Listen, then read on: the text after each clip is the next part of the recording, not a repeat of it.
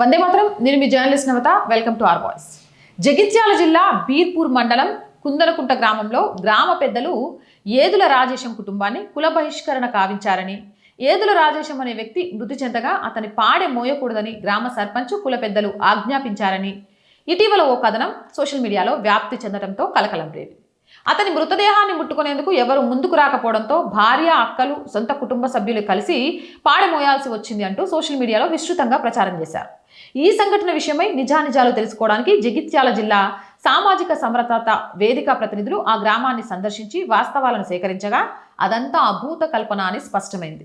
సంఘటనకు కారణమని చెబుతున్న సర్పంచ్ కొమ్మిరె నర్సయ్యని చనిపోయిన వ్యక్తి ఏదుల రాజేశం కుటుంబ సభ్యులను కలిసి విచారించగా చనిపోయిన వ్యక్తి కుటుంబం, సర్పంచ్ అంతా కూడా దగ్గరి బంధువులే అని వెల్లడైంది.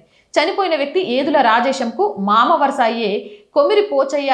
అతనికి సంబంధించిన ఆ గ్రామంలో కొంత వివాదం నెలకొని ఉండడంతో అనారోగ్యం కారణంగా చనిపోయిన సమయంలో ఆ వ్యక్తితో జరిగిన వాగ్వాదం సందర్భంగా ఆ శవాన్ని దహన సంస్కారాలకు తాను ఒక్కడినే తీసుకొని వెళ్తానని సర్పంచ్ గ్రామస్తులతో గొడవ పడినట్లు తెలిసింది. ఆ శవాన్ని కుటుంబ సభ్యులతో కలిసి తీసుకెళ్లాడే తప్ప ఆ కుటుంబాన్ని సర్పంచ్ గాని గ్రామ పెద్దలు గాని బహిష్కరించడం జరగలేదు. పైగా చనిపోయిన వ్యక్తి కుటుంబ సభ్యులకు సర్పంచ్ ఆర్థికంగా కూడా సహాయం చేశారు.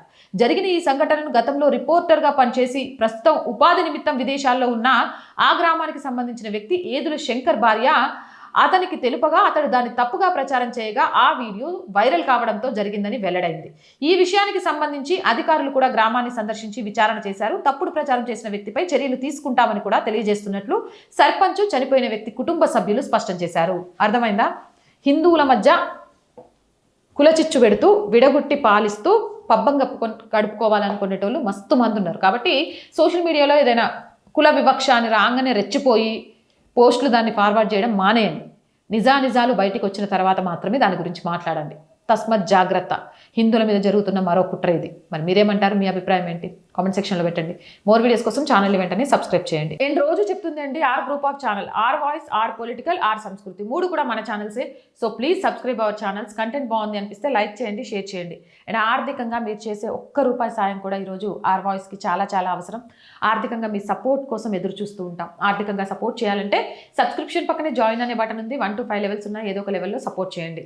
లేదా స్క్రీన్ మీద గూగుల్ పే, ఫోన్పేతో పాటు అకౌంట్ డీటెయిల్స్ ఉన్నాయి. మీకు తోచిన సహాయాన్ని అందించండి. వ్యాపార ప్రకటనల కోసం 8328500576 నెంబర్ని సంప్రదించండి. జై హింద్, జై భారత్.